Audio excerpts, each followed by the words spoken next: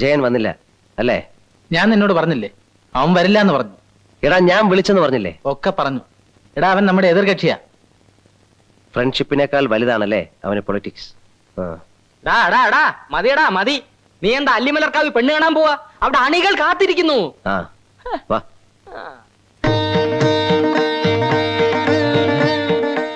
മുത്തശ്ശി, ഞാനൊരു യുദ്ധത്തിന് പോവുകയാണ്. എന്നെ അനുഗ്രഹിക്കണം.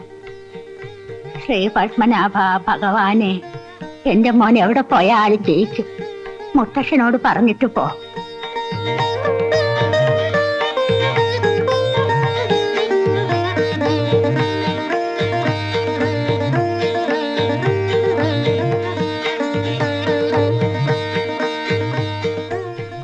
ശ്രീ പത്മനാഭനെ അനുഗ്രഹിക്കട്ടെ.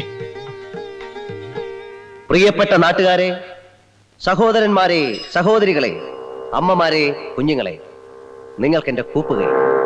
ഞാനൊരു അലവലാതിയും തെമ്മാടിയും ദുഷ്ടനും ഒക്കെ ആണെന്നാണ് നിങ്ങളുടെ ധാരണ. എന്നാൽ ഞാൻ ഇതൊന്നും അല്ല എന്നുള്ളതാണ് യാഥാർത്ഥ്യം. പഴയ വിക്രമാദിത്യ രാജാവും വേഷം മാറി, ഭാഷ മാറി, ജനങ്ങൾ ഒരുവനായി നടന്നു. അനവധി വിവാഹങ്ങൾ നടത്തി, മോഷണവും പിടിച്ചുപറിയും വരെ നടത്തി. എന്നിട്ടും നാം അദ്ദേഹത്തെ മഹാൻ എന്ന് വിളിക്കുന്നു. എന്തുകൊണ്ട്? എന്തുകൊണ്ട്? എന്താണ് അതിന്റെ കാരണം? അദ്ദേഹം ജനങ്ങളിലേക്ക് ഇറങ്ങിച്ചെന്ന് അവരുടെ പ്രശ്നങ്ങൾ പഠിക്കുകയായിരുന്നു. അതുപോലെ തന്നെയാണ് ഞാനും. നിങ്ങളുടെ സ്ത്രീകൾക്ക്, നിങ്ങളുടെ കുട്ടികൾക്ക്, ഈ നാട്ടിലെ തൊഴിലാളികൾക്ക് എന്നെ ഭയമാണ്. ഞാനൊരു ദുഷ്ടനും കോമാളിയുമായിട്ട് അഭിനയിക്കുകയായിരുന്നു. അഭിനയിച്ച് നിങ്ങളുടെ ഓരോരുത്തരുടെയും പ്രശ്നങ്ങൾ ഞാൻ അസലായിട്ട് പഠിച്ചു. അവയ്ക്കെല്ലാം പരിഹാരങ്ങളും ഞാൻ കണ്ടുപിടിച്ചു. നിങ്ങൾ ആരും ഇനി എന്നെ തമ്പുരാൻ എന്ന് വിളിക്കരുത്. ഞാൻ മഹിയാണ്, നിങ്ങളുടെ എല്ലാം മഹി.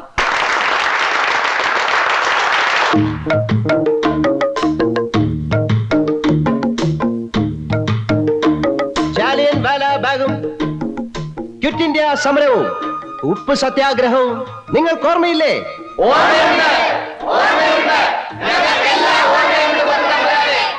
അന്ന് ദാദാഭായ് നവറോജിയും ലാലാ ലജ്പത് റോയിയും എന്താണ് പറഞ്ഞതെന്ന് നിങ്ങൾക്ക് ഓർമ്മയുണ്ടാകും.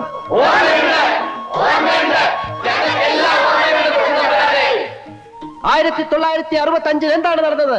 1982 എന്താണ് നടന്നത്? 1965 82 നടന്നത് തന്നെയല്ലേ ഈ 1987 നടക്കുന്നതെന്ന് ഞാൻ നിങ്ങളോട് ചോദിച്ചു പോവുകയാണ്.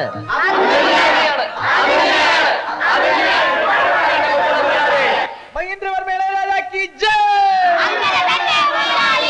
മഹീന്ദ്രവർമ്മ രാജാ കി ജയ്! നമ്മുടെ ചിഹ്നം എന്താണ്? നമ്മുടെ ചിഹ്നം എന്താണ്? മഹീന്ദ്രവർമ്മ രാജാ കി ജയ്! ആ കാണുന്ന ചുവന്ന കെട്ടിടം കണ്ടോ? അവിടെ നമുക്ക് ആരംഭിക്കാം. കുടിയേറ്റ കർഷകനാ, പാലാക്കാരൻ തോമ. പേര് മറക്കരുത്. പാലാക്കാരൻ തോമ. ആ, പാലാക്കാരൻ തോമ. ശരി.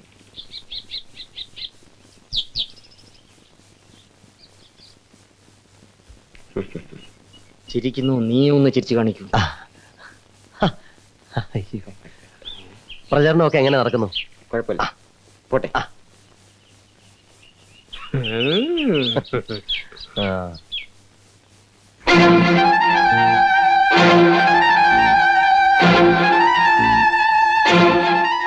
Best of luck.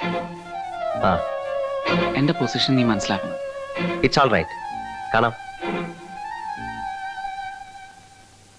ലക്ഷ്മി, എനിക്ക് വേണ്ടി പ്രവർത്തിക്കണമെന്ന് ഞാൻ പറയത്തില്ല. പക്ഷേ ഗവൺമെന്റ് ജീവനക്കാർ തെരഞ്ഞെടുപ്പ് പ്രചരണത്തിൽ ഏർപ്പെട്ടാലുള്ള ശിക്ഷ എന്താണെന്നറിയോ? ജോലി പോകും. പേടിക്കണ്ട, ഞാൻ വെറുതെ പറഞ്ഞ.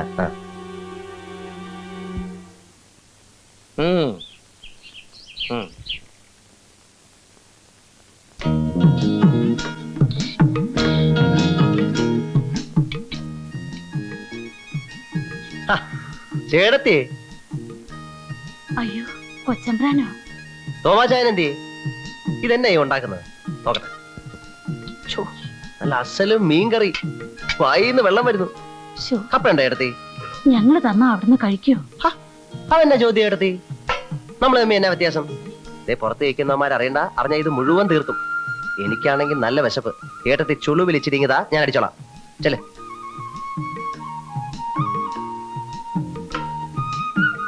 അല്ല ചേട്ടത്തി, നമ്മുടെ ത്രേസ്യ കുട്ടി ഇപ്പൊ എവിടാ? അവിടെ ജബൽപൂർ നഴ്സിംഗിന് പഠിച്ചോണ്ടിരിക്കുക. ആ അപ്പോഴേ ചേട്ടനും ചേട്ടത്തിയും കൂടെ ഈ കാടും വെട്ടുവെട്ടി അങ്ങ് പോയാ മതിയോ? പട്ടയം ഒന്നും വേണ്ടായോ? തമ്പുരാൻ അതൊന്ന് പരിഗണിക്കണം. പോളിംഗ് ബൂത്തിൽ ചെല്ലുമ്പം എന്റെ കാര്യം കൂടെ ഒന്ന് പരിഗണിക്കണം. അത് പറയാനുണ്ട് തമ്പുരാന്. അതാ.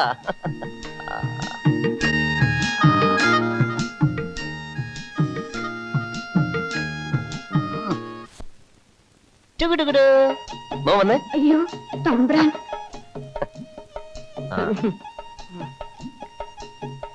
എന്താ ഇവന്റെ പേര്? തിട്ടോ. ആ ടിറ്റമോൻ അങ്കിളൊരു ഉമ്മാന്നേ. മാ. ഉമ്മ.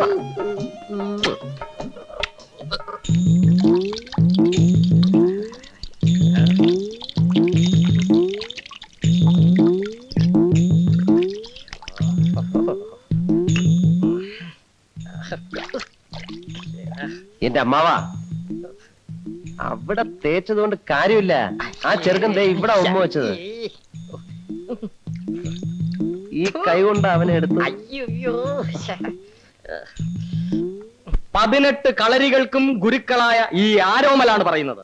കുളമന്നൂർ കാവിലെ ഭഗവതിയാണ് സത്യം.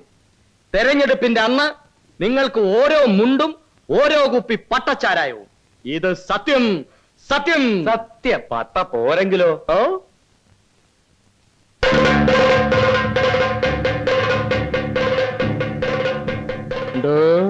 പട്ട പോരെങ്കിലോന്ന്.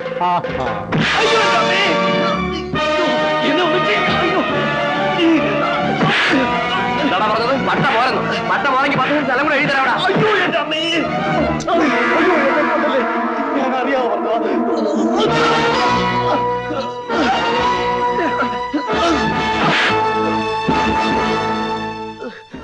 പോട്ടെ, സാരമില്ല.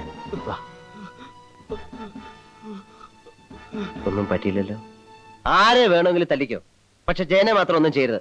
പറഞ്ഞു കേട്ടല്ലോ, അവനെ തൊട്ടാൽ എന്റെ സ്വഭാവം മാറും. ഉണ്ണി, പോരിൽ മാറ്റാന്റെ ശിരസറക്കുന്നതാണ് യുദ്ധധർമ്മം. നീ ഉണ്ണിയാർച്ച കണ്ടിട്ടില്ലേ? എനിക്കൊന്നും കേൾക്കണ്ട. ജയനെ തുടരുത്. വേണ്ട, ജയനെ തൊടണ്ട.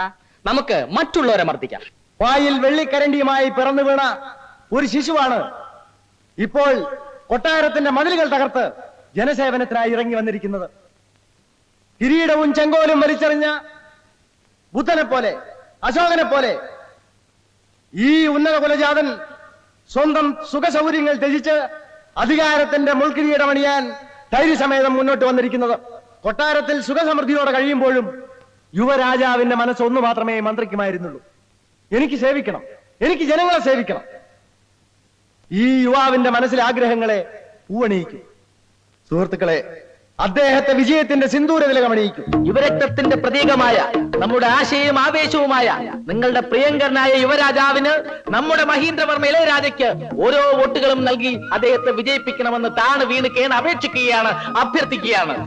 അങ്ങനെ നമ്മുടെ നിനക്കൊക്കെ മിനിമം കൂലി 12 രൂപ തന്നതാരാ ഓർമ്മയുണ്ടോ? ഉണ്ട് ചെറിയമ്പ്രാൻ. ആ, നമ്മുടെ ചിഹ്നം എന്താ? ചിഹ്നവും കുപ്പിയിലോട്ട് നോക്കണോ. ഉദയസൂര്യൻ, മനസ്സിലായോ? എന്താ ഉദയസൂര്യൻ? ആ,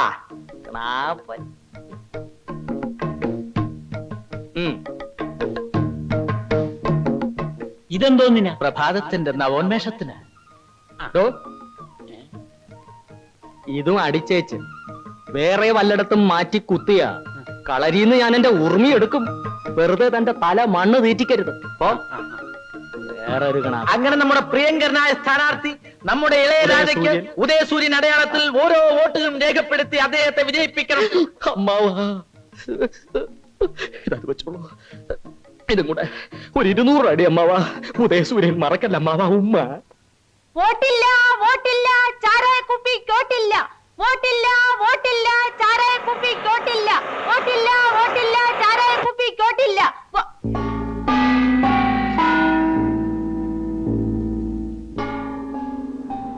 ഹലോ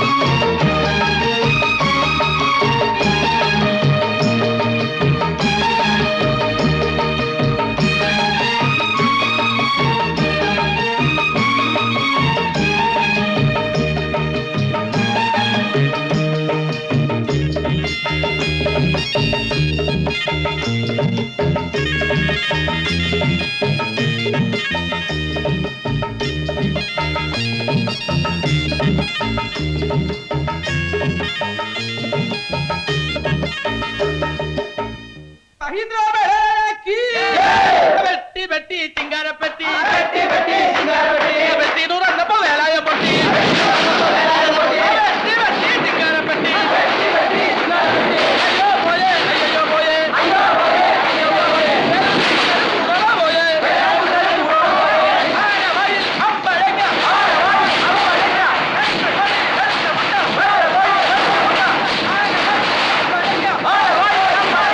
മഹി മഹി എന്താ എന്താണ് നേരം എടുക്കുന്നത് തിരുവനന്തപുരത്ത് എത്തണം അല്ലെങ്കിൽ ആ പോയി അവിടെ കുട്ടികളൊക്കെ ജയിച്ചു വന്നിട്ടുണ്ട് നേരെ വേഗം ചെന്നില്ലേ വേറെ വല്ലവരെ ആക്കും ഇനി നീ ഇല്ലെങ്കിലും അവർക്കൊരു ചുക്കുമില്ല ആ മുഖ്യൻ വാക്ക് പറയാൻ മതി എന്റെ കളരി പരമ്പര ദൈവങ്ങളെ മാനക്കേട് ഉണ്ടാക്കല്ലേ എവിടെ എവിടെ ഞാനുണ്ട്